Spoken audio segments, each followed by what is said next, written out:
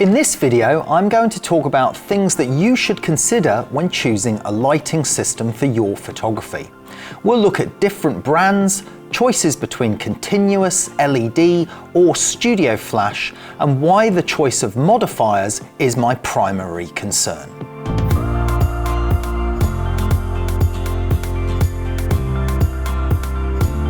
Before I switched to Broncolor lighting, I was an Elinchrom user for about 16 years of my professional career.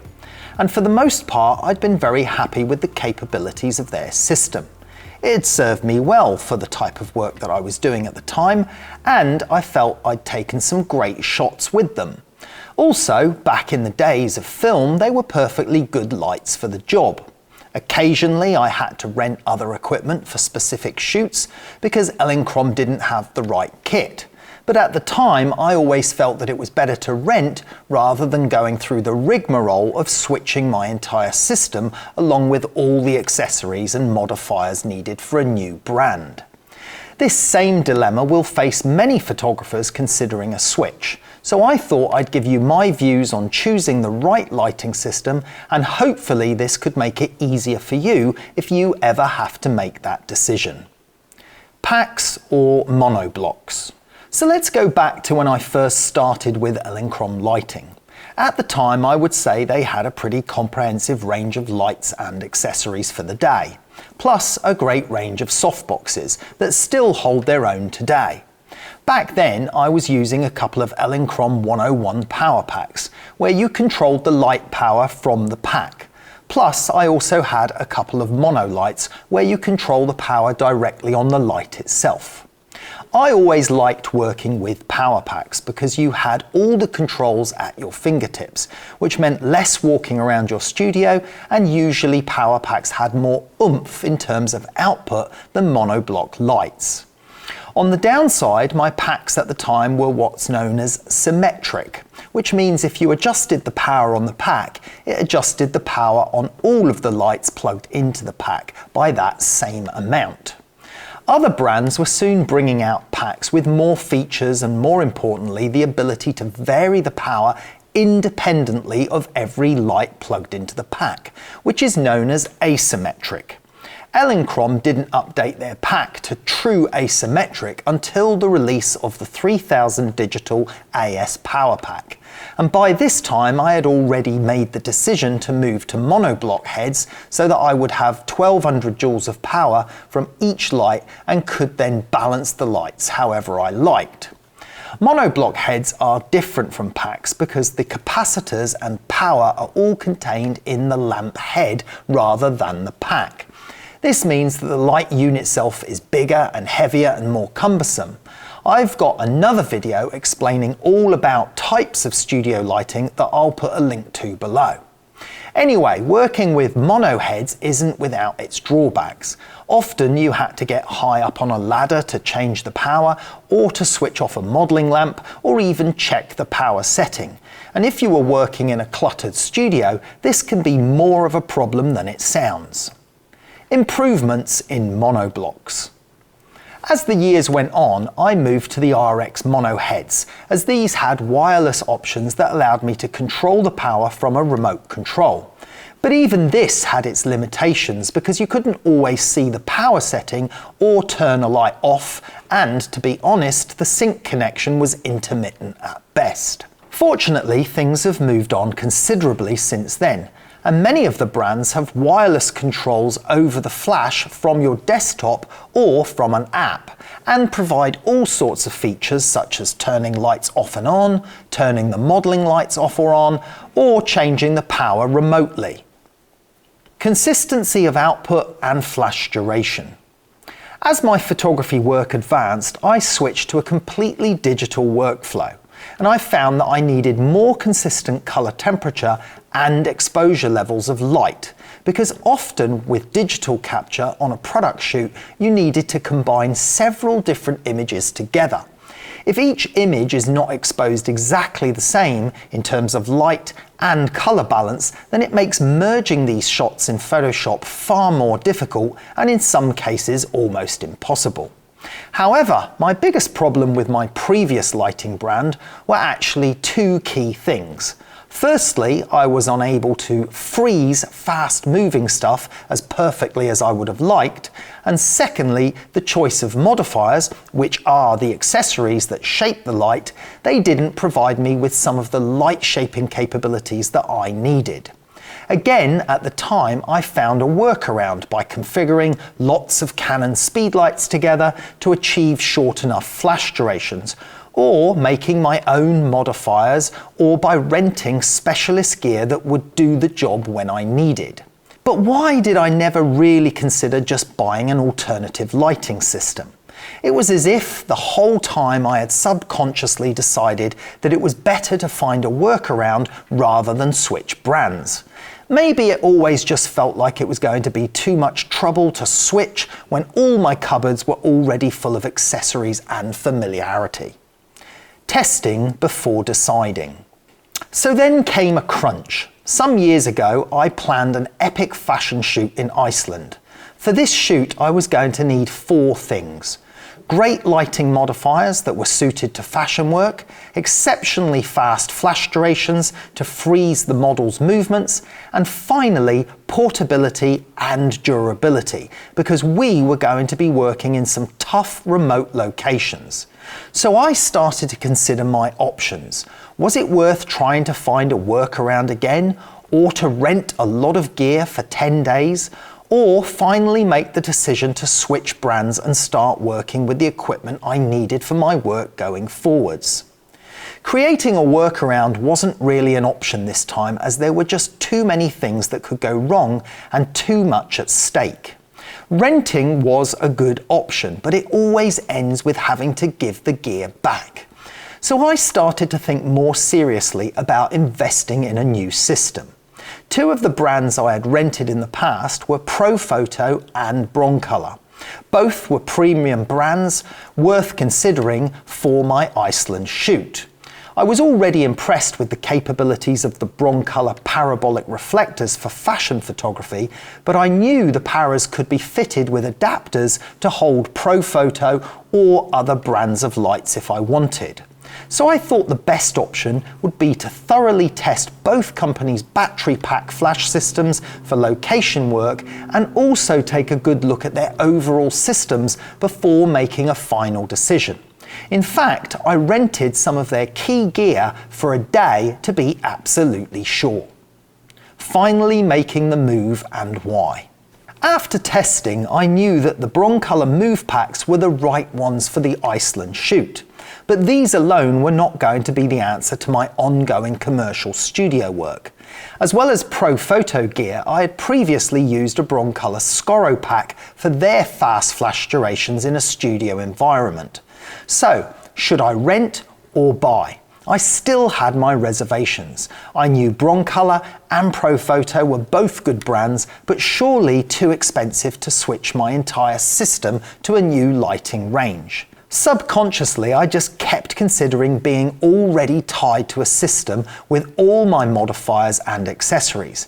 But then I began to think more pragmatically about it, and I wondered why I was stalling so much on price, especially when this is how I make my living, and especially when I didn't consider price that much when buying cameras or lenses.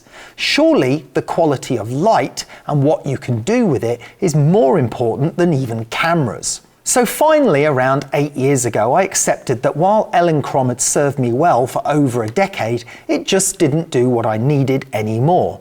And if I wanted to move forwards, I had to switch.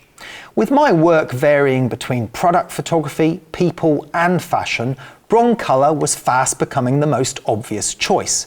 But of course it's not the only choice, and there are many more brands on the market now than when I was having to make these decisions, as well as an increasing popularity of continuous LED lighting. Questions you should ask yourself. So what are the key factors a pro photographer needs to consider when choosing the right lighting system for their business, and what tipped the balance for me? Well, let's first look at what you could ask yourself. Number 1, what sort of photography do you want to be shooting in 5 years from now? Number 2, how many lights do you really need? Number 3, how much location work do you think you will shoot? Number 4, what budget can you actually stretch to? Number 5, are cameras and lens budgets more important than your lighting budget? Number 6, what can you do with the light? What is the choice of modifiers? Question number 1 is probably the most important because as a pro, it's not always about what you are shooting now, but what you want to be shooting in the future.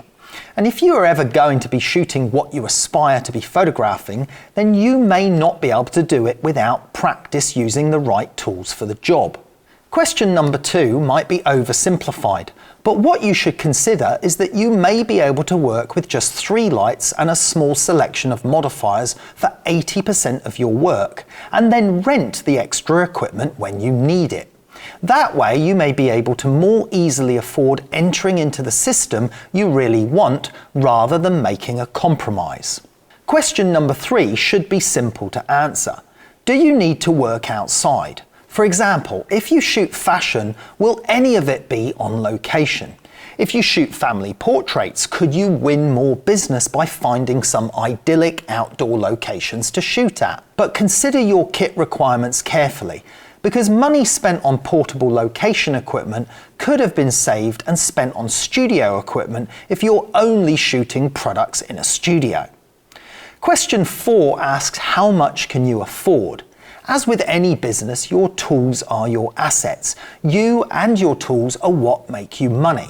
The more your tools are capable of, then the more potential you have to develop your business.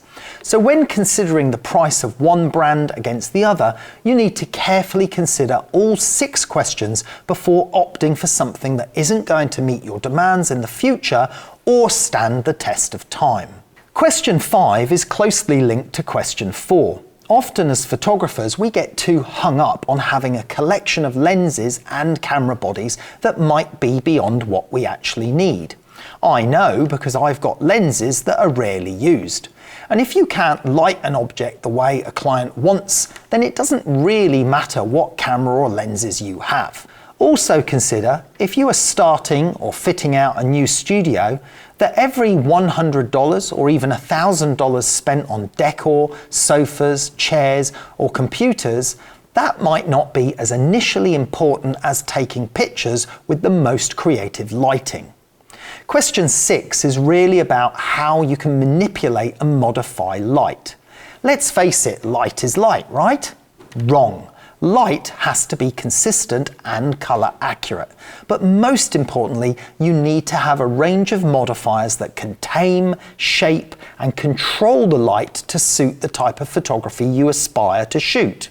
It's also worth considering if some of the modifiers in the system you're considering can take the lights that you're already using, because this could mean you could make the switch in a 2-stage process to help spread the costs. What did those 6 questions mean to me? So what tipped the balance for me? Well, I asked myself the same 6 questions and realised a couple of other points along the way. Here were my answers to those same 6 questions. At that time, back then, I'd started shooting more technical and experimental images with flying liquids or paint, and to achieve these I had to either rent or find a workaround. Going forwards, I wanted to shoot more of these images and also more moving fashion. I also wanted to concentrate on the photography and not worry about a wireless trigger not working properly. So I needed to opt for a system that could provide me fast flash durations with good remote connectivity, on location and in the studio. For question 2, I decided I needed 6 lights as a minimum. But I also found the Broncolor Pico lights so useful for product photography that I opted for a couple of these too. And I could plug them into the Scoro or the move packs that I needed for the high-speed work. For question 3, I decided I was going to need at least one mobile option for location shoots, but I've since then purchased more.